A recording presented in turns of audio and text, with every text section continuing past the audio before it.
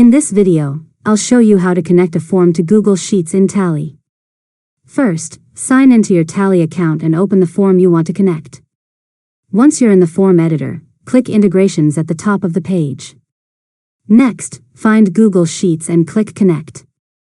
If this is your first time using the integration, sign into your Google account and grant Tally permission to access your Google Sheets. After that, choose the Google spreadsheet where you want to store your form responses.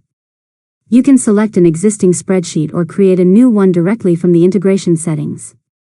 Now, confirm the connection and save your changes. From this point on, every new form submission will be automatically added as a new row in your selected Google Sheet. To make sure everything is working correctly, submit a test response through your form and check that the information appears in your spreadsheet. And that's it. You've successfully learned how to connect a form to Google Sheets in Tally. If you found this tutorial helpful, make sure to subscribe to Learn Mode Lab for more tutorials.